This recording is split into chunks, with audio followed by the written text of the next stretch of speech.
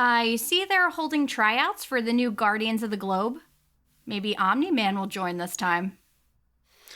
I don't know. Maybe. I might try out.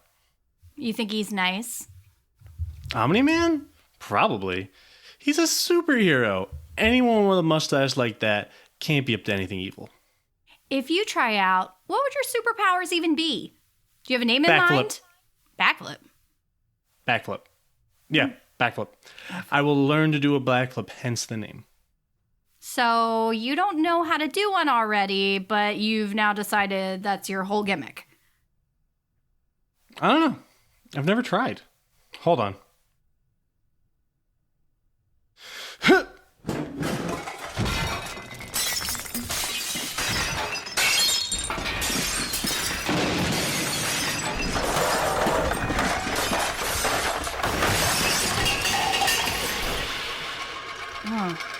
Well, they won't be calling you Invincible, that's for sure. Backflip. Oh, I'll call the ambulance again.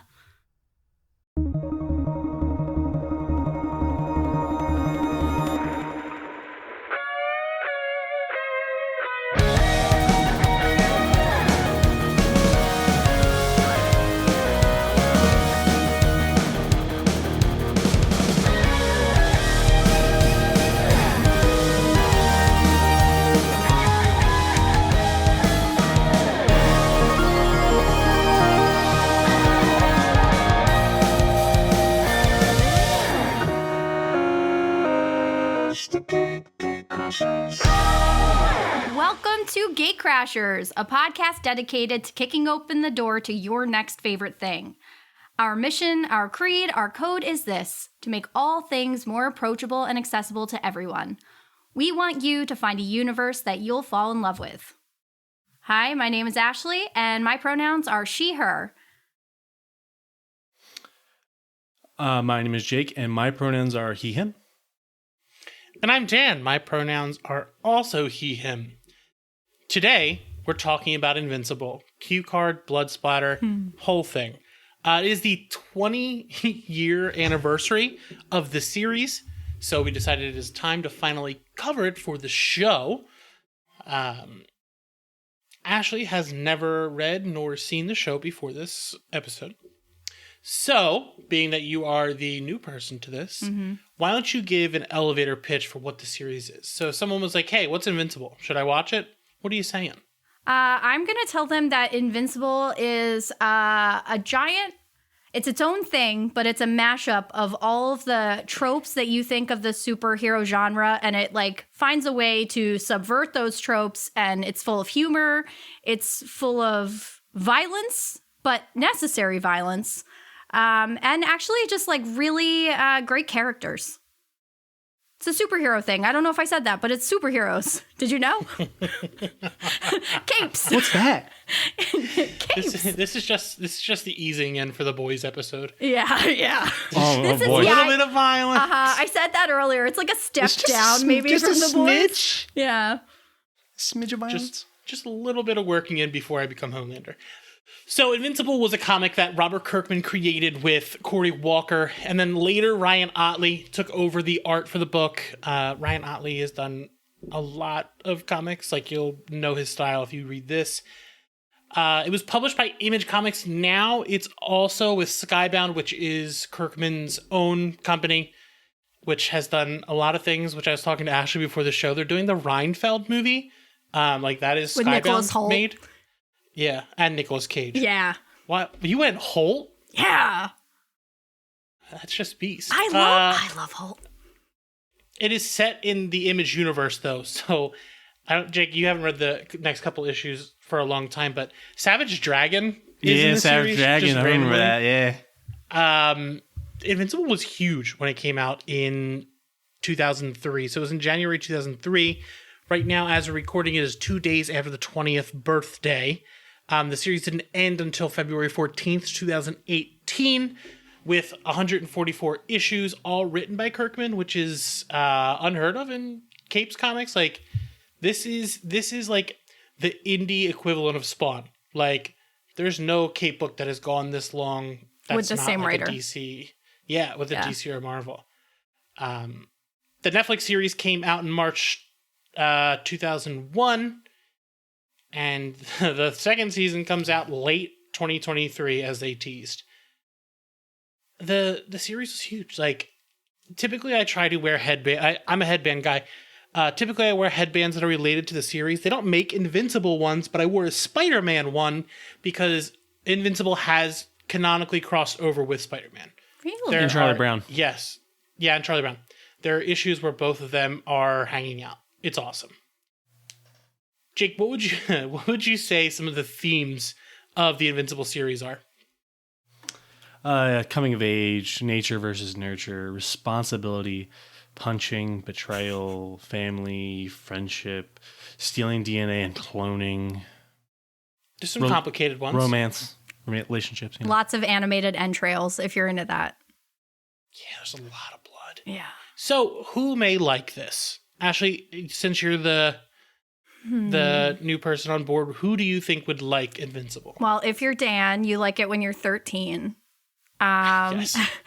If you're following the guidelines for the MPGA or whatever, that's it says 18 and up on the TV show. What? So yeah, the TV show says 18 and up. I think because of gore. That doesn't The sound murder. right. Yeah. There's The murders, Yeah, there's typically. lots of murder, but good murder. Not all of it. There's a lot of murder. Yeah, there's a lot of murder, a lot of violence. So yeah, if you're squeamish, I will say it's animated, so sometimes you can stomach the violence a little bit more if it's animated. If you can, this is a great one for you. Yeah, I think if you're tired, I'll say this. If you're tired of like the cleanness of the MCU, where like no one ever gets hurt in the crossfire of like these gigantic battles, this might be for you. This is trying to subvert those. Actually, War Machine. Fuck, that is so stupid. War Machine literally was fine by the end of the movie. It was just like, nah, you're good. The only person who never came back was Quicksilver. He wasn't fast enough. Yeah. But Actually, not fast enough to catch a bullet. Where was I? I don't know. I feel like it's one of those series that's like, if you want something a little more violent and not adult, I don't want to say adult, mature. Yeah, but you mature don't is right. want to watch The Boys. Because like, it if you don't want to go. It's the story of a high schooler. So you are still getting those like classic Spider-Man-esque storylines where someone's like going through puberty, having all of those like things happen to them, but you are still getting the violent themes afterwards too. I would definitely say people who like Spider-Man would like this series. Because like a lot of it is very influenced by Spider-Man. I can see that. Like a lot of Mark is very much Peter. Yes, maybe that's why I liked him so much. I love Peter. Yeah. more It's the so character in you're the supposed to show. like. Yeah. Yeah. I gonna liked talk him about the more difference. in the show. Yeah. And typically I go back and forth with some things, but I genuinely think the show is, sorry, Robert, but I think the show is where I like more. And I'll explain more in the spoiler half of the episode why. I agree. I have very similar things, Yeah. especially in the introduction, that just felt better. Yeah. So, where can you get this? The comic is available everywhere. So for the 20th anniversary, Skybound is doing a ton of reprints. They're doing one that's like a unspecial edition, which is like black and white and like kind of like breaks down the first issue. I think it actually has Kirkman's original script It's kind of cool. for it. I can't remember exactly, but they're doing that, a reprint of the first issue, and then they're doing new compendiums. So if you want to get the series, it's the first 47 issues, including issue 0. That is the best way to get that. It'll be a brand new hardcover. Get it at your local comic book shop. At the time of this airing, I don't know how reliable it will be on Comixology. So yeah, that's where I read it. Go to your local shops. If you don't have a shop, go to thirdeyecomics.com and you can order it there. The show is on Amazon Prime, and then season 2 will be out in late 2023. So before we get to the spoiler half of the episode, we've never done this, and this is kind of a very big deal. For our mid-episode break, we have an interview with Robert Kirkman, the creator of Invincible and The Walking Dead. So, wow. We will see you after that interview. Today, this is a introduction I never thought I'd be able to do. This is a big one. So today I'm joined by the co-creator of The Walking Dead, Fear the Walking Dead, Oblivion Song, one of my personal favorites because Philadelphia, Firepower, the founder of Skybound, and the reason he is joining me today, the 20th anniversary of his series Invincible, Robert Kirkman. How are you? Hello. I'm doing great, man. Thanks for having me. I'm very excited to have you. I don't know how much you know about me as a journalist, but I'm well known as being a pretty hard-hitting one. So I hope you're ready for my first question. That's a little intimidating, but you know what? I'm here for it. Let's do it. I really hope you're ready. What's Three your favorite people, sandwich? I buried them in the crawl space. Easier than that. Get them, boys. What's your favorite sandwich? What's my favorite sandwich? Yeah.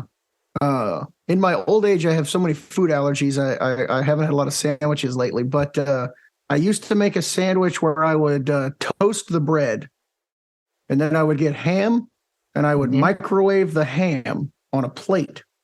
When you microwave the ham on the plate, it takes all that grease and it bumps it out of the ham. So what you get is like crispy ham that has a lot of like juice on it. I'm just gonna say juice. So then you take the bread from the toaster and you put it on the ham, and you put mayonnaise and mustard on the bread.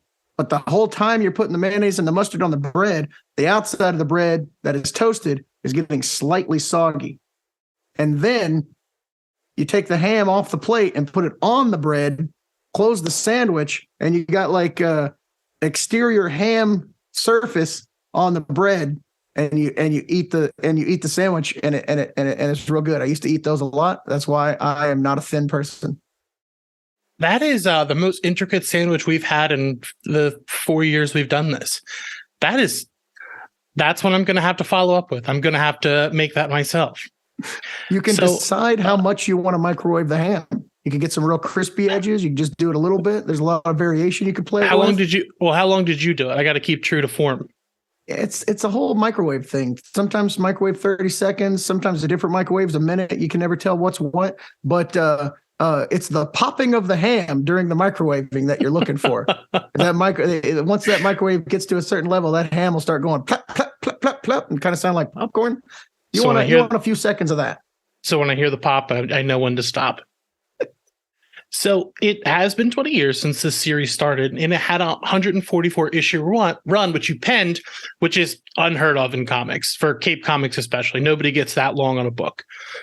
When you first put pen to paper, did you have your ending in mind that you were working towards, or was that something you were developing as you went?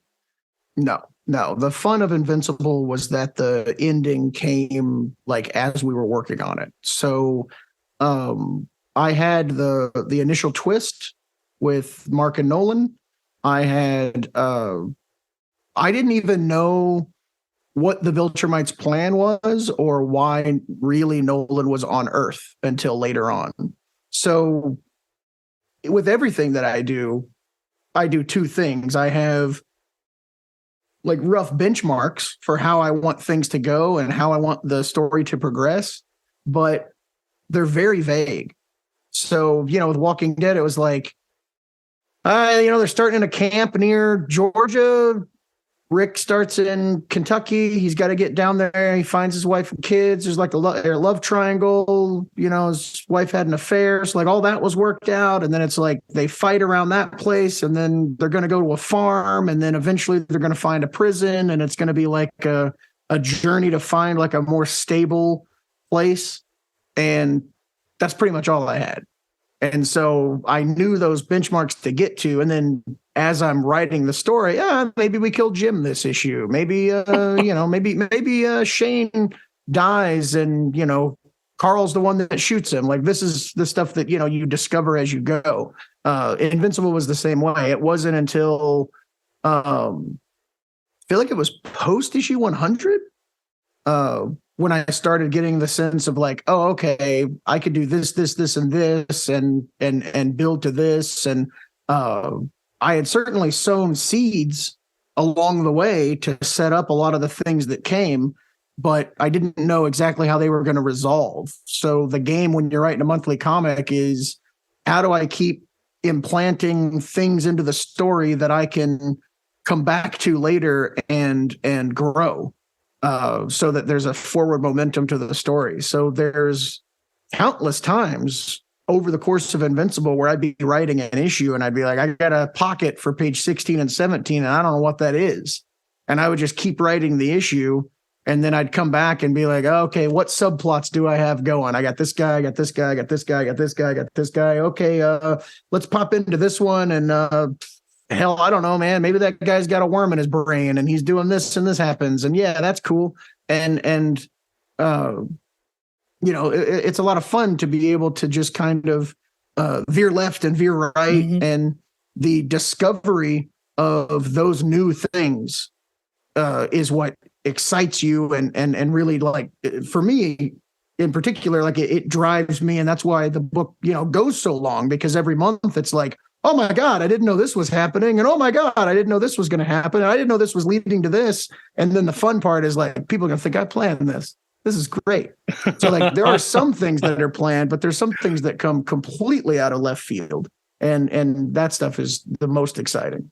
That's so interesting that it just kind of like developed as it went along. So with that, I know you are revisiting the stories and things like that with the show, but are there story beats that you look back on that you're just super proud of? And were there any that like got the real reaction you were looking for when you wrote it down? I mean, yeah, I'm proud of the whole series. Like, I'm so happy with how it turned out, and I'm so proud of what Cory and Ryan and I were able to accomplish. I think that everybody loves the Conquest storyline as far as like crafting a villain that people are going to love to hate or get really invested in. That's always a lot of fun for me. I try to spend a lot of time figuring out like what things a villain can say and what things a villain can do to make them memorable, to make them quotable, to make people like, want to see more of that person. And in the case of Conquest, kill them and then never show them again. So that's a lot of fun. I'm proud of how that storyline came about. There are various like twists and turns that I think worked out well with the way we set them up, and I don't want to spoil any of that stuff, but I don't know. I think that overall the way the story escalated and kept building to something, like, no matter how crazy we got or how nutty things got, we always were able to top it. I think that was a big achievement, and I think that the concern about not being able to continue doing that is probably what drove us to wrap the story up and make it complete. Yeah. And you mentioned how Conquest died and never came back. It seems that finality is one of your superpowers in your writing, especially with Invincible and The Walking Dead. Is there something about that feeling of just cutting off at the end rather than a superhero comic where Superman's going to come back eventually? Yeah, I mean, I think that we don't have a corporate mandate. There's not like anyone over us in control that says, you're going to sell a lot more, Conquest toys if he keeps coming back. I don't even know if that's necessarily true. I think giving somebody an iconic story that will be memorable possibly does lead to more success than continuing to, like, the first few stories of Dr. Doom and Galactus are so impactful and memorable. And when you keep bringing a villain back in a continuing story, you diminish their strength because bad guy usually loses. So you're basically saying, yeah, Dr. Doom's the most deadly villain ever, and he like screws up all the time. So how smart is this guy? But so yeah, and I think the finality of Invincible as a series and the stories inside the series is what sets it apart from Marvel and DC. It's always been playing against type when it comes to other superhero comics, and that's just another way that we've zigged where other stories zag. If we hadn't done that, we would have just been, a non-Marvel and DC book that doesn't have the magic of being able to participate in those universes and had nothing special on its own. for me personally, one of my favorite things, I was 13 when I got the first trade, was that the series was pretty violent. And like, I got my parents to buy it for me because it looked like a superhero book, but it was subverting all of those narratives. Why did you feel the need to tell me you were 13 when you got the first trade? What's sorry. the value in that other than hurting me deeply? Well, no, listen, I'm just letting you know that you helped me get into these very violent stories at a young age. It's fine. All right. I like it. I need to come to grips with my age. Yeah. We're all okay. Listen, no one you needs set me to on the road. analyze my psyche too much. With this and The Walking Dead were very impactful for me, but how does the violence in the story make it impact even all these years later? Like, how do you think the violence in your storytelling for Invincible makes it different than the other thousand other superhero IPs we're seeing currently? Well, I think it's not violence for violence sake. It is overtly gratuitous. I've always thought it was hilarious that Invincible is significantly more graphically violent than my zombie series. And I think that it can be off-putting for people because it does seem very gratuitous at times, but it's always for a story reason. And it's also to set it apart from other superhero stories. Other superhero stories is where people who can bend steel and throw cars and, lift planets, punch people. And the fights are very similar to how normally strength people fight. And in a superhero world, people are in varying different stages of strength and invulnerability. And with Invincible, we play with that. Sometimes Invincible holds back when he fights somebody that's obviously weaker than him. Sometimes he accidentally hurts somebody. Like that happens frequently. And those scenes have to be graphic because you want to feel the shock and surprise that the character is feeling in that moment. So if you can align your character with the way that the audience is reacting, you're going to give the audience that feeling of uncertainty, that feeling of regret that Invincible is feeling. And, everything that we do as storytellers is all about making people feel certain things, fear, excitement, terror, whatever. Joy sometimes if you're lucky.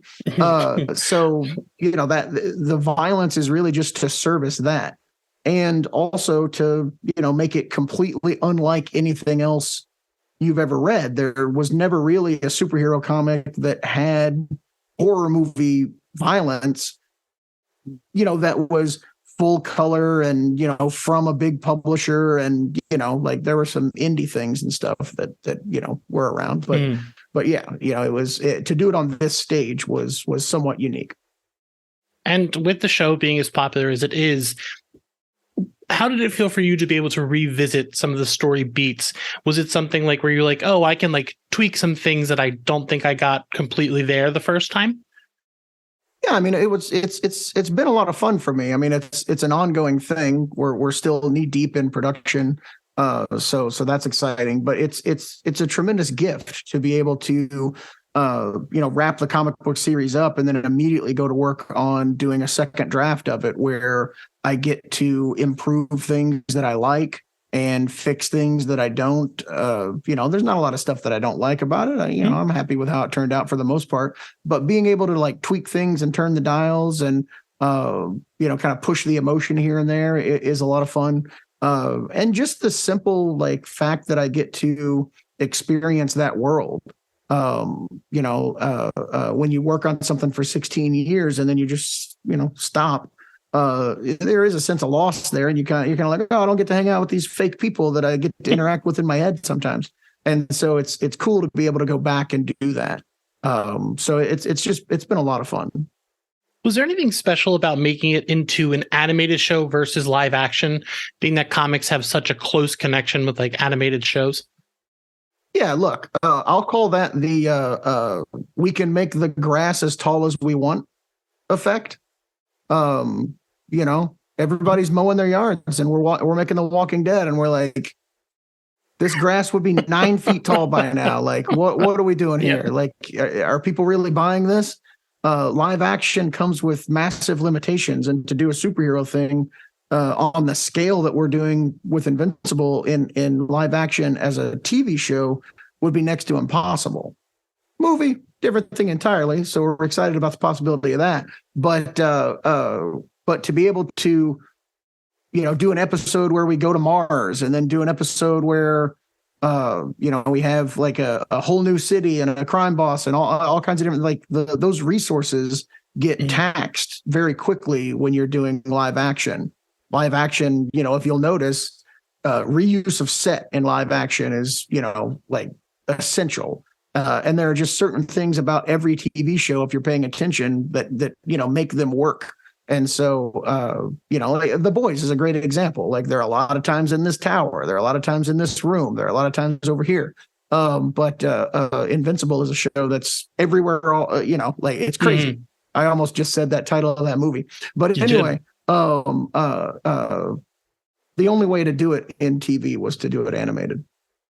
It's interesting. For my final question, I'm just curious, for you, 20 years later, Mark Grayson as a character is as important today as he was when he first debuted. What about him do you think people connect with most? I think his fallibility. A lot of people joke about Invincible season 1. Do you think Mark will ever win a fight? And that's by design. Like, he goes through season 1 messing up and losing fights because he's starting out as a superhero. And if we're fortunate enough to be able to do the full run in the animated series, you'll get to watch him evolve and grow and change and get better and actually start winning fights frequently, because he'll actually be a seasoned, skilled superhero. But more than that, as he's learning and as he's getting better, he still messes up, and he still makes a lot of statements that are contradictory because he doesn't know what he's talking about. He makes a lot of plans that just blow up in his face. He goes down a lot of paths that end up being wrong. And I think that that's something that we can all relate to. And it's not something that we see our characters, especially superhero characters, doing in a lot of fiction. I think that's something that, really draws him to people. Well, Robert, thank you so much for your time. How does it feel just in general, the 20th week? Because we're talking a couple of days after the anniversary. It feels great. I think you hope to do something that has longevity, that can be remembered. I think everything will eventually be forgotten. We all have to admit that. Mm-hmm. But to still have people talking about this series 20 years later. I don't exactly remember the year we ended it. Was it 2017, 2018? It's 5 years or so since the series actually wrapped up, and people are still excited about it. There's still a lot going on. I mean, there's so much going on around the world of Invincible right now. It's crazy. And it's just really gratifying to, have something that resonates with people. It's a great feeling. It makes you feel like your life wasn't wasted. Well, I hope you don't feel like that. For a minute. Yeah. Well, thank you so much. I'm excited to see what comes from the world of Invincible. All right, man. Thank you so much. Can't wait till you see it.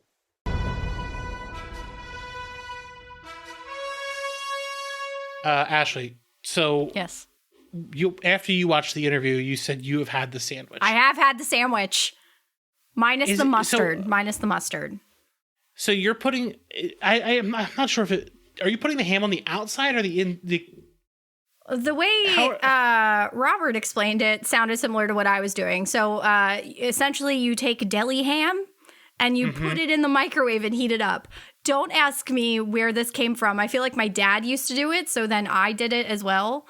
And then you toast bread. It makes a very good breakfast sandwich also. So I feel like that's where I remember making it the most. And then you take your toasted bread, you put mayonnaise on the toasted bread. And he's very right about the I don't know, ham juice that's on the deli ham. It just kind of escapes a little bit. And then I don't know, your bread starts to taste hammy too. Ham. It's a good sandwich. Ham. Hey, you guys got an interview with one of the biggest writers in the comic book industry. What did you guys talk about? Ham juice. It's the most GateCrashers thing I've ever heard. The PR person for Skybound was like, really loved listening to that interview. His sandwich was wild. And I was like, yeah, yes, it was. I know. I was with him till the mustard. I was like, mustard. I was like, maybe not the mustard, but I was there for everything else. I'm a vegetarian now, so I don't eat that sandwich now, but it was great back in the day. No ham juices for you anymore. No ham. So you typically day-to-day aren't reading comics. What did you... So we read... Oh, we didn't say what we read. I'll add it later. You read the first volume, which is the first four issues. Yeah. What did you think? I liked it. I'm like iffy on... I'm sometimes like a very particular person about art styles. I was like meh about the art style personally. It wasn't my favorite, but it was engaged to the story because I agree. I felt like it was a very Peter Parker-esque character. I think that I was very glad that you told me to read the comic book first. Very glad. Because I had a completely different feeling reading the comic almost than how I felt about the TV show.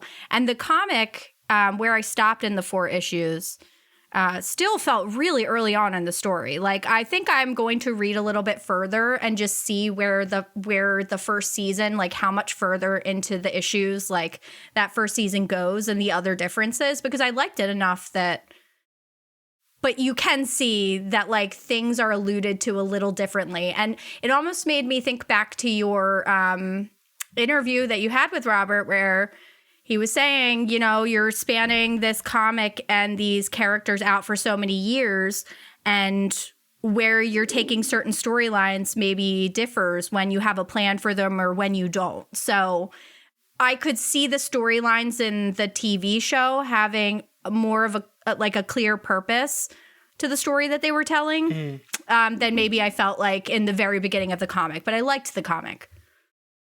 Yeah, as I'm reading it, it's like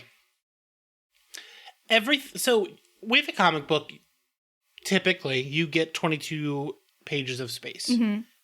You have to make as much as you can of that space, and you aren't going to have the room that you would on like a show. Yeah.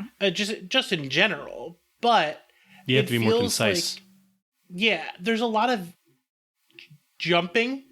So I think my watching of the show has colored my reading of the comic as I'm going back. Yeah. And that's why I wanted you to read it this way, because it was like, I want to see what it's like modern versus... And like, everything's here. Like, all of the pieces are here. Yeah.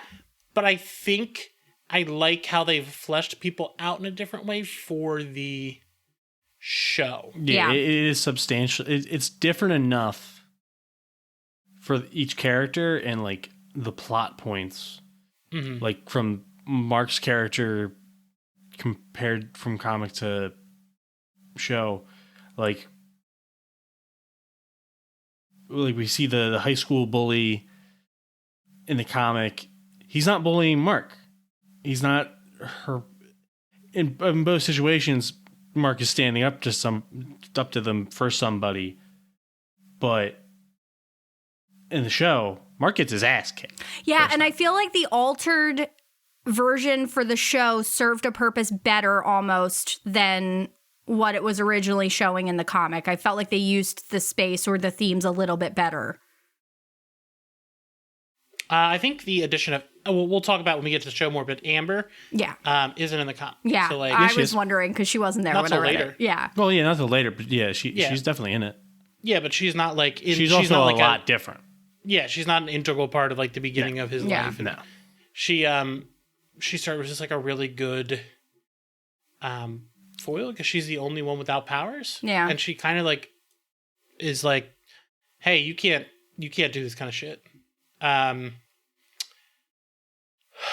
like his art. I like Otley's art more, but I think I like Otley's art more because he did how was he on Spider-Man for a while, Jake? I believe so. He was on... I'm trying to think when he was on Spider-Man. Yeah, he was on Spider-Man for the Spencer run. You just got so deflated. Oh, God. Such a wasted potential of Ryan Otley's incredible. I won't get into it. That Spider-Man is absolutely buck wild. Why? But this, that's like Ollie's art fucking rules, and it gets so good throughout the series. But it is interesting to see how many like ideas are there in like a small form in the comic, but that they get grown out so much for the show. And we read 4 issues, so because we're not going to have a huge base for, but there are like you have paid again. You only have 22 things of space, and you don't. So with a comic, you can't talk as much. Like you can, but people aren't going to read it. Like people aren't going to like sit for a superhero comic now, especially from 2000 on. Like if you were reading like a Claremont, that fucker wrote words for days. But there's not a. You need to keep the reader invested without going too much. So like the conversations between they have to move the story. Yeah, they have to move the story along, and they're not like they don't get the room to break things down as much. Did you get that when you were going between them? Yeah. Yeah, I did. And I it was interesting because you're right. The way that they can kind of put the same idea on screen, you can give it almost more room to breathe. And you can like kind of allude to things a little bit more visually because you've got a moving image. You can have something shadowed in the background. Whereas in comics, that doesn't always translate. So it's really like just the dialogue that you have on the page. Although I will say the comic hooked me from the very beginning, just the opening toilet scene. I could tell that this was going to be a little different, and it was like right up my alley. I don't know. Just like the humor that was being infused throughout personable. It. Yeah. That's kept in the show, right? It is. Yeah. The toilet scene was in there, but it wasn't, I don't think, the very opening like the comic was. But I was almost sad at first because I was like, oh, did they cut that? And no, it wasn't cut. It was still in there. Yeah. It was great. So I have strong feelings about the change they made from the opening from the book to the show, and I think it's. You mean the White House guard stepfather? Yeah, I think that makes it so much better. Also, the book that he is reading, Science Dog, is a comic that you can go and read. Really? It's a human schnauzer. Oh. who has a jetpack. Yeah, it's a Kirkman's a wild guy. But yeah, I think there's so much potential in these 4 issues that like gets stretched to an entire season of television. Yeah. So the first season of the show goes about to issue 11. Okay. When you were reading these first 4 issues, though, because you find out the twist in episode 1. Yes. Did you see that coming from what you had seen of Omni-Man? No. In fact, and I think because even though, like I said, like the toilet scene where I was kind of like, oh, this is going to have like some different themes that maybe aren't just like black and white, like superhero fare type of thing. I thought this was going to have like some different themes in it than maybe I was like used to seeing. I did not pick up on that twist at all. I didn't. And the show alluded to it immediately. In fact, I was shocked because I just thought it was a very loving relationship in the comic for the first 4. Yeah. I didn't see that coming at all. We'll talk about, I really want to get into, I love evil Superman. I love the idea. Some people are tired of it, but I love Superman. We've talked about it on the show, Jake and I've gotten into it, like, Superman's the best. Like, he's the best character. Yeah. But he's the most I also human. fucking love when someone with that much power is a fucking asshole. Yeah. I think the show does a way better job of making you like him. Yeah. Like, he's, like, actually nice to Mark. And in these couple of issues, like, he's really dismissive of him. Yeah. He's also gone for a lot of it. Like, there's some plot points that are reworked a little bit in the TV show that they talk about in the comics, but he's not very present. Yeah. Mm-hmm. So when Omni-Man's talking about, blah, blah, blah, I just kind of used your mother and all that stuff. She was kind of like a pet. He doesn't really believe that in the show. He definitely seemed to believe it early on in the comic. Yeah. In the TV show, he seems very attached to the mother. Yes. Yeah. Yes. Yeah. No, Granted, that eventually got reworked in the comic. So Yeah. Listen, I love I'm actually, Jake and I were talking about this the other day. I'm very excited to go back and reread this comic. Yes, like, I want to read it from same. start to finish because, like, I was like, I fucking love this book. And Jake, do you know who Mike Mignola is? The Hellboy artist and creator? Yeah. Yeah. So his art style is very much homaged. There's, with the fight scene with Robot and all them, there's a beautiful, I think it might be later in the series, but like, there's a beautiful homage to him. Oh, it's an issue 4. Do you say where it's homage? like what? You say homage? Yeah, homage. No. Homage. Homage? Homage. Oh, homage. Whoops. I've been saying that wrong forever. Man. It's fine. But it's like a beautiful homage to him because it's the coloring of like the Hellboy and the boom and stuff like that. And then the shadowing is really cool. So I love when people are doing things like that with their work. Like they're like, this is supposed to be a examination of this stuff, Yeah. but we're still going to honor the things that are around us. And that's what the series really does. It's not like The Boys where it's taking a piss on superheroes. It's like, what if superheroes were a little different? Yeah. I like it. Just flat out, I enjoyed it. How did Yeah. you think about how the women are written in the comic? I like what they did with the mother more in the TV show than I necessarily did in the comic. The comic, she always seemed like she was just waiting around, like her life didn't start until the dad came back. And then even Adam Eve's character, and that's just, or is that Adam Eve, right? Yep. Yeah, Adam Eve. Yeah. You didn't see, like, I feel like enough of her, but I felt like in the comic, she was just headed for like a love interest thing. I feel like all of the women characters definitely felt more fleshed out in the TV show than they necessarily did in the first 4 issues. We won't get into it in this episode, but some really horrible stuff happens with Adam Eve. Some really horrible stuff happens with a lot of people. Really? like in things in the next season, like, or further on in the future? I think they're going to rework them because Okay. the biggest thing is you start a comic in post 9/11 America where like things are way different, and like you're writing things that don't age as well. Yeah. But now I think it's so interesting that Robert is so involved with the show where they can actually, and it's not just one person writing it. So like you can be like, a lot.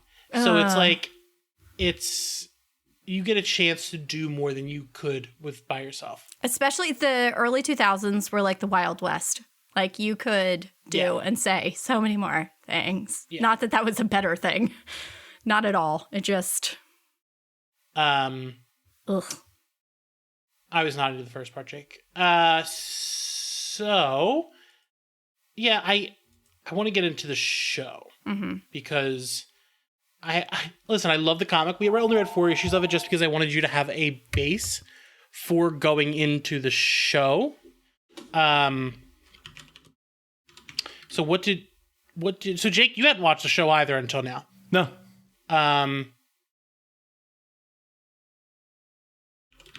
What did you... Jake, what did you think of it? Because you read most of the series. You haven't read the last... Like what did you say, 30. 30 issues? Yeah, I stopped with the one issue that you and I have talked about. I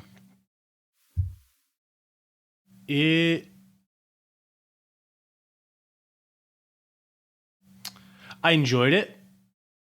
I do like how the conciseness of a comic book, but that's just because like that's my way I consume media. Like I read, I'm more of a manga guy than I am an anime guy at this point. But I really like the way they've retooled it, so you're getting something different. Like there's a lot more going on, and like the alien invasion that happens early on in the show. You get a little. You you get more of that, but it's a more serious thing, and not just a one-off quarter of an issue that Mark and Omni-Man fight an invasion off pretty quickly without any problems. No, Mark goes up against it and then the team comes in, and then it still just goes right to hell. But I agree with you. I think that scene specifically, I felt like was one of the best parts of how they retooled certain things from the comic, because I felt like that was a much better introduction for the teen team than what they had in the comics. It made more of an impact. Or for a little bit in the beginning, like the first 4 issues, it becomes something very different, but at this point, it's not the identity of Invincible that it becomes, and the show has that identity from the jump. But like the first 4 issues kind of feel like a superhero slice of life. I read up until issue 11. The show just does things better, just in general, because it gets the room to do it. Like I'm not. Yeah, I mean, it's 45 minutes. Yeah, because you can. Yeah. You have to be a lot more concise with 22 pages versus 40 minutes that get done, and you get a whole few years to do a season. Where in comics, you're doing this monthly. Like, you cannot slow down. Mm-hmm. I can't remember if the series took any breaks. Also, Charlie Brown is in. It pops up. Yeah, I'm looking at him right now. I was like, Charlie Brown. Before the bomb goes off. Where did Charlie Brown go during the bombing? You're right. Yeah, but so actually, specifically the alien scene. In the comic, it's not really built upon that, like, these people are aging super rapidly. But in the show, it's a 3-act thing. Yeah, they go back and then they come again, and and each time you're also getting character development to Mark as well, because the way he's responding to them attacking is building upon his character. I don't know, it was just a better introduction, and they used what they already had to a better, to its fuller potential. Yeah. Because I love that idea that they come to our Earth, they rapidly age, and they go back. They've learned, and then they go back, and they're going just back and forth. I don't recall that being like a thing that I've seen before either. So it kept it really interesting. It wasn't like just a supervillain that just popped up from another planet. It had an interesting hook to it. I love that kind of thing where, like, I love little nuggets of world building, and then they're like, wait, let's expand that to a full episode. That's that final fight, and then the final episode of my final fight, my favorite fights, when train fight. Yeah. I told Jake, let me know when Mark catches his train. Yeah. We'll talk about. I want to get into Omni-Man because, like, love that guy. Love that guy. I want you to know, I thought about shaving just my facial hair into a mustache for this. Like, I've just been growing it out the past month, but. Yeah, I should have just done the mustache for this episode. When he follows those aliens into that portal, and you get I think it's the song is Tom Tom by Holy Fuck is the name of the band, and he just he's like, Earth isn't yours to conquer, and then he kills everyone on the planet. He didn't have to. No, he wanted to. And I loved that last shot too, where those like sad aliens sitting in their like little cubicle, and they looked so beaten down, and it really showed you that he was out for violence and blood. Yeah, he just likes that's what a Viltrumite. Is like. They they're conquerors. Yeah, but you wouldn't know that from just reading the comics or the first 4 issues. It's not. Yeah. You get a very different story. I wrote it down. Issue 7 is when you find out that Omni-Man is a fucking cold-blooded killer. I want to save Omni-Man for last because I have a lot of things to say. The Guardians of the Globe. So Jake and I are very familiar with the Justice League and how did you feel with the Guardians of the Globe in the show. Like, you get introduced in the beginning. You do, but they are. I feel like I thought that those were characters that weren't. Personally, I felt like they weren't going to be around very long. Surprise, surprise. Because they are just kind of like thrown at you a little bit. I thought they were just going to be peripheral characters. I didn't know what was going to happen to them happens, but I wasn't expecting them to be big parts of the story. It's actually surprising to me how much a part of the story they are after. Aria, let's say what happens to them. They have big voice actors. So, the thing is, most of the voice actors are Walking Dead actors. Yeah. So it's very funny that all of those guys are just like the Walking Dead people. I like that. I like cross-referencing. Darkwing is Lenny James, who was, he's Morgan in The Walking Dead and Fear the Walking Dead. So he's the Batman character. There's like the Green Ghost. The Green Ghost is like a Green Lantern, but it's like this puck. In the comic, it's disgusting. They have like this puck and they swallow it and they get covered in the green goo. Oh. It's not like a light. It's gross. I wish they showed that because I don't think they do. No, she has the little gem. She puts do they show it? That she eats it? Yeah. Okay. Because in the comic, she like throws, like you see it, like just it's disgusting. Oh, is that the little girl that turns into the green monster? No, that's Monster Girl. That's Monster. Okay, yeah. I actually really just enjoyed all across the board, like the types of superheroes and like weird things that they had in the show and in the comics. The Aquaman character, where like he's under the sea, and he's like, "Oh, finally!" Yeah. And like he goes, just like real Aquaman. Yeah. The music. Love the music.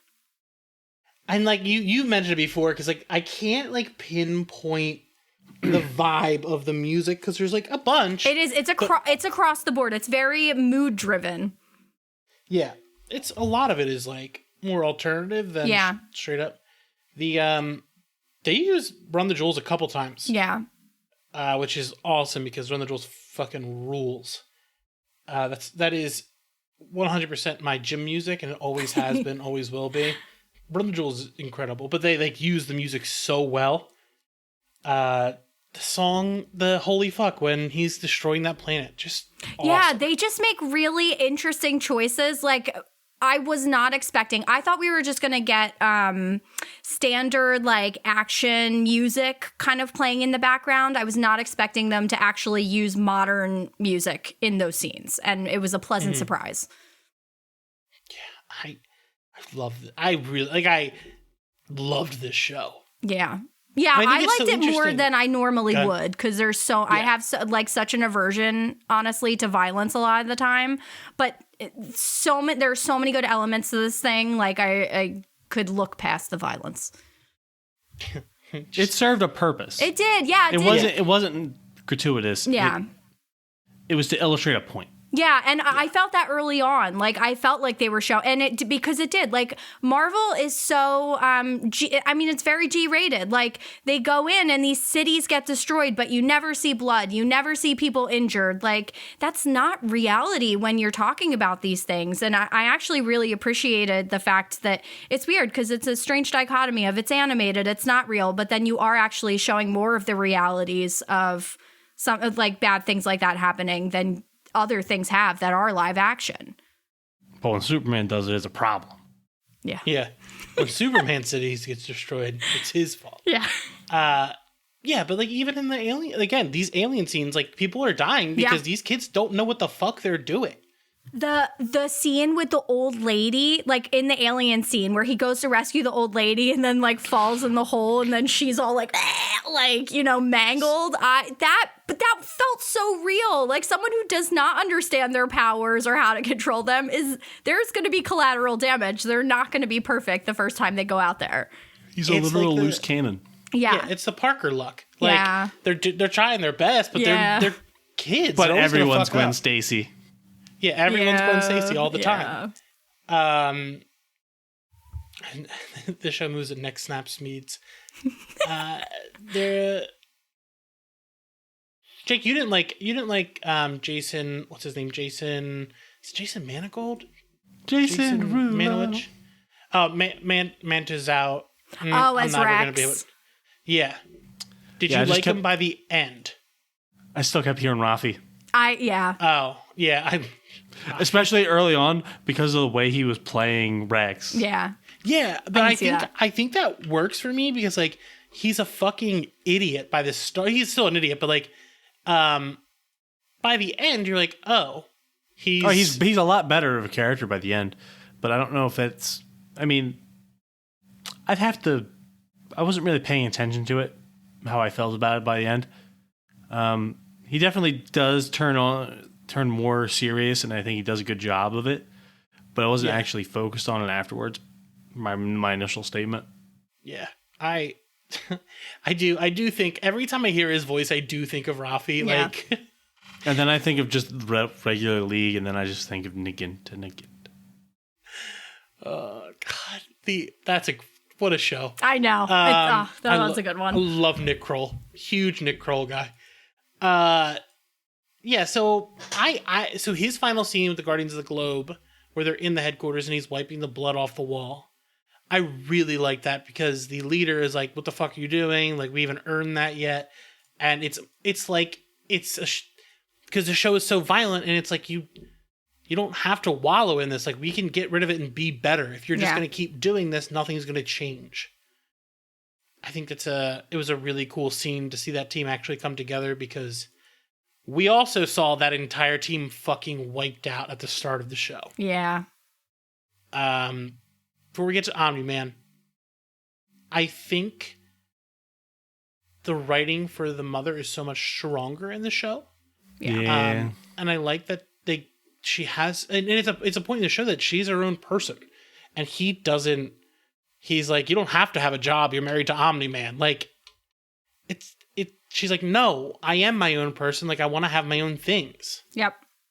And he very often is trying to isolate her from having her own life, which I thought was an extra villain point that was like missing from the comic. Like he tries to stop her when she's helping other people or when she's trying to do her job. He's always trying to take her away from that and isolate her.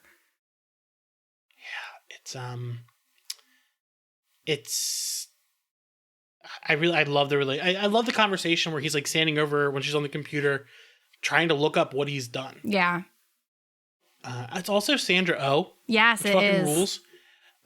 Let's talk about the voice cast. Oh, were you expecting it to be as good as it was? No. And every time somebody spoke, I was like, I know who that is. Yeah. Or I know that voice. Who is that? Let me go look it up. The one I texted you about, the Andrew, what is it? Reynolds. How do you say his name? Yeah, Reynolds and Groff. Yeah. I thought you'd really like that one because it's like the two Broadway guys, they're dating in it. I thought it was funny. It was. And, you know, I actually picked up very early on that the alien was Seth Rogen, too. I was like, is that Seth Rogen? Yeah. Alan. Alien. Alan fucking rules. Yeah. When he comes back, he's like, oh, your dad's a Vultramite. Yeah. And it's like, what? Yeah, we know. He goes, oh, shit. Yeah. Seth Rogen fucking rules. Yeah. And I'm so glad that he's the executive producer. He and his writing partner, Evan Goldberg, do a lot of this stuff together. I know everyone here knows this because I talk about it a lot, but they did Superbad, one of the greatest films of all time. Yep. Hands down. I almost watched it last night. I watch it a lot. It is so fucking funny. I mean, that's one of my favorite crossover shirts with Superbad. Was it? Is it a band shirt? Yeah. Superbad in the early November.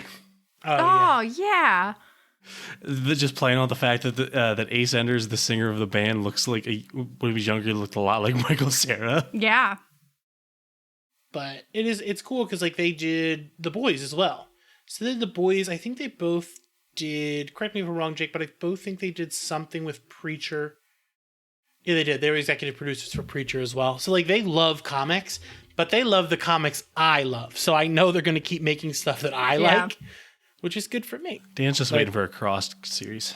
Oh, God, no. Cross live action. Cross live. I think that was in the works for a little while, but then I think people were like, wait, no, don't ever put that back. Put that back in that box that no one wants to talk about. Okay. Let's talk about Omni-Man. Yes. Mark, awesome, relatable. People love him. Do either of you want to talk about Mark at all? Before it's unleashed. I just like Mark's approach to life. Like when he gets his powers, he's just so jazzed about it. I love that his first thought is to kind of like jump out of his window and see if he can make these things happen for himself.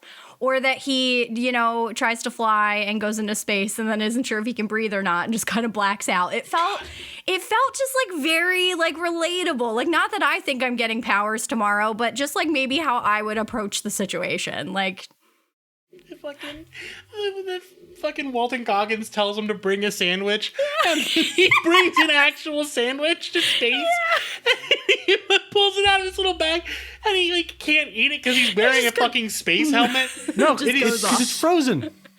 Yeah, it's frozen, and he like, what was he gonna do? Get it through the fucking helmet? But it is cool that like it breaks. Yeah, like, it doesn't smear; it breaks because it's frozen. I love when he's like going into space. His first thought is, "Oh, I gotta take a picture of this with my phone." Like, he's so likable. Yeah, he is likable, and it makes up for the fact that his dad is like insane. Now, I want the devil. Real quick. I'm hoping that the show adapts one of my favorite concepts from the comic. And this wasn't in first 4 issues, but William, his friend. The fact that his friend, his best friend. there's a page where I think it's when they go off to college, where someone calls him Will, and he just starts correcting him, and it's a big thing for him. Like, yeah, no, my name is William. Like just little bits you hope are included. Yeah. Yeah. I got that from the comic. Like, I did feel like those bits were present, and then that they were still finding their way into the TV show. Like, they were hitting the bigger beats, but they were still remembering like the stuff that makes people laugh about these characters. I mean, I don't know how like spoilery we can get, but like the threesome between Duplicate and Rex, like was it 3 dying. or was it 4? No, I think it's 3. It's 3 of them in the show. Got it. Yeah, Duplicate. Yeah, I was. It's so funny. Her power is the Duplicate, so the dude has a threesome with the same person. What a piece of shit. But real Rafi move, though. Yeah, real Rafi move. It wasn't the real one, and then she's like, "They're all the real me." What's the downstairs mouth? Oh, fuck. Him and Dirty Randy. Yeah. Fuck. Now I just want to watch The League again. I know, I haven't seen that in a long time. Oh, that was such a good show. God. Was that Mark Duplass? Because there's 2 of them. Yeah. There's Mark and then his brother. I always get them confused. Yeah. Yeah, I think it is Mark. Yeah. Oh, God. Chalupa Batman. But before we get in... Jake, do you have anything else before we talk about Omni-Man? No. I do want to go over the voice cast really quick because it's just fucking wild. Battle Beast was in the show, wasn't he? Isn't he at the very end? Isn't he? Is he? Was he? The gang when with the robot? What's the robot head's name? Robot. No, just Robot. Robot. Zachary Quinto. No, there's a Oh my God! Is that the guy Machine with the Head. white fur head? Machine Head. Yeah, Machine Head. Thank you, Jake. Machine Head is played by Peter Petrelli. Save the cheerleader, save the world. Oh yeah. What the hell is that man's real name? Jeffrey Donovan. Right? He played Peter Machine Petrelli. Head. Yeah. Oh no! He's played by the guy from Burn Notice. They look exactly the same. He's Michael from Burn Notice. That's why I know him. Yeah, Jeffrey Donovan. But yeah, Battle Beast is in it for a minute. But like, it is wild. So it's Steven Yeun, who is Mark Grayson, who fucking rules. Steven as an actor is like, he can do it all. Like the Oscar, what was the movie he won the Oscar for a couple of years ago that was so good? Oh, is that Minari? Yes. Great. But then he could do Walking Dead. Then he could do comedy. J.K. Simmons is Omni-Man. The Zazie perfect Beetz, casting. J.K. Simmons. Perfect. Walton Goggins. Uncle Baby Billy. Like, Love that guy. The most fun name to say. He's got a good look. Him as a person Yeah. has that look that I like in actors. Jillian Jacobs is Adam Eve. Zachary Quinto. Robot. Carrie Patton is Black Samson. Cyborg. Yeah, it's one of the best voice casts. Oh, Mark.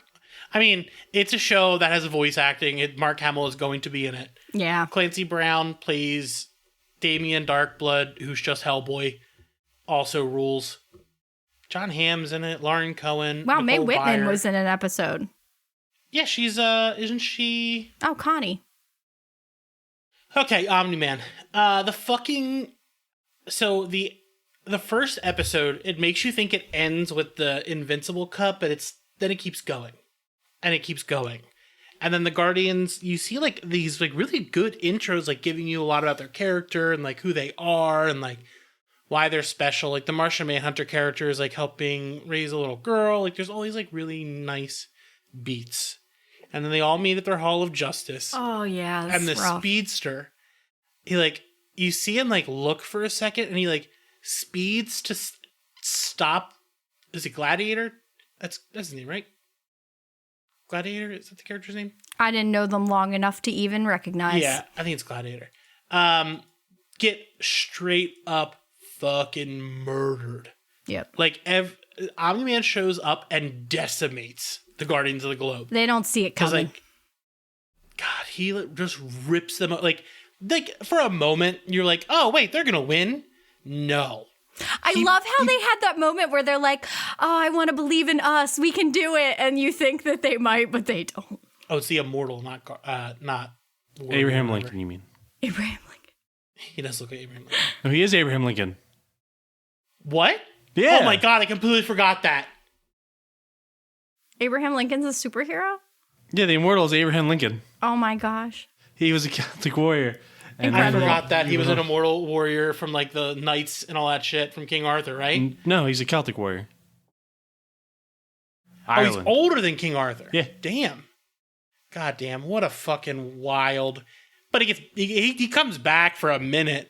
But like I'm He gonna comes punches back. a hole through him. He's gonna come. He's gonna come back. I mean, Yeah, he comes back. The comic, he stays back. Yeah. Can But I all just these people say get that straight the up murdered. whole world is pretty interesting because most of the time you're just used to having superheroes in a world, but this has Martians, it has demons, it has like a very They fleshed spawn. out like group of monsters. I feel like this is more DC centric for references than it is Marvel. Jake, would you say that? Yeah. Oh, absolutely. Well, for certain groups, Now I I would want to say know. aspects of the Teen Team are less Teen Titans and more like Young Avengers-y. I don't know, Adam Eve kind of reminded us of like Green Lantern even when I was like watching it. Just the way like Yeah. the costume is and then her powers. the powers, yeah. Her powers are like firestorms, aren't they? Where like Yeah, kind she of. can like redo atoms. Yeah. Yeah. And now More I'm that. trying to fucking. Just transmute Has stuff. Invincible ever met Spawn? Spawn. Are So- you trying to HBO. say they haven't Ash, been in yeah. the same place, so they're the same person? No, no. Okay. So the Image comics, Image is I'm trying to think of like the big people that everyone knows. So you know Spawn with the cape, Yeah. Savage Dragon, who was a normal book for a long time, and now it's a porn comic. Excellent. Floppies.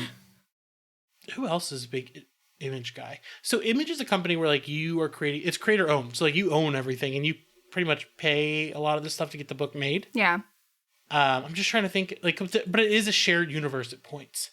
Yeah, no. Spawn has appeared. I don't know what comic this is in, but he has met Spawn at some point. But yeah, I do think the world is. It's so interesting, Yeah. like what we see. And wait till you get it keeps going. There is some wild stuff. Like, I thought the true- demon alone was wild. I was like, what universe is this in? Because then they send him back in like a certain, like they have like a voodoo thing, send him back in to hell. I don't know. It was crazy. Yeah. He's the Hellboy essentially. Yeah. Does he comes back, right? He's different in the comics. Okay. He's a joke in the comic. Oh, really? He's not very cool. And you get him voiced by Clancy Brown in this, so like you couldn't ask. I don't think Clancy Brown has ever voiced Hellboy, unless I'm completely wrong and he voiced him in some animated thing. But like Clancy Brown has the fucking voice. Actually, you know who Clancy Brown is, right? Yeah. Mr. Krabs? Yes. Just what a fucking guy. Like, I love him. They really goes went from- for it with the voice cast. Yeah. Mr. Krabs to like all the other shit he's done is so funny. Like he played a murderer in Dexter, but I'm like, that's Mr. Krabs. Yeah. Like, what the fuck? And he's not one of those actors like Tom Hanks where I can't take him seriously and other stuff. Because I'm just like, that's Tom Hanks.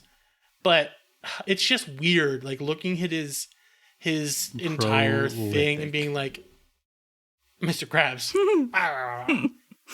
Okay, but yeah, Omni-Man straight up fucks that shit. Like, he just ruins them. Yeah. But the final fight between Mark is, I think, the most powerful thing in the entire season. I mean, it's the last thing, but like, their fight is so brutal. And not because Mark can't keep up. No. What did you think of the fight, Ashley? Because like, I don't know if people saw that as how this is going to resolve itself. I was not sure. I mean, on one side, I'm glad that Omni-Man had some semblance of the human, like has been impacted by his human life in some way that he could stop himself from essentially wrecking his kid. The whole fight, though, was just almost sensory overload because it is two supermen fighting each other. One is just a little bit more powerful. So the whole time you're kind of like, shit, the other one might die. The one time the muscles mattered. Yeah.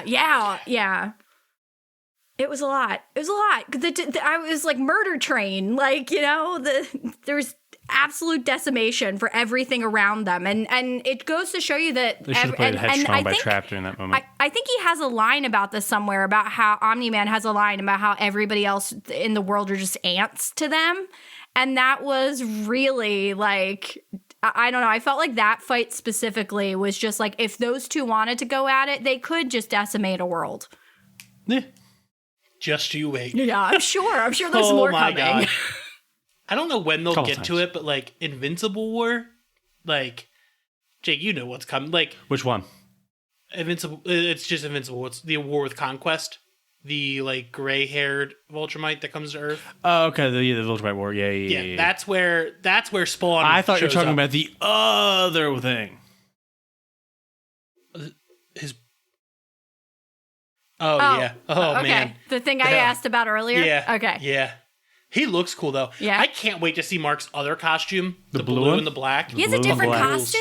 Yeah, it's the blue and black it looks one. so cool. Well, I'm going to look it up. Or maybe I'll just read. I'll keep reading. But I think the line about his mom being a pet hurts.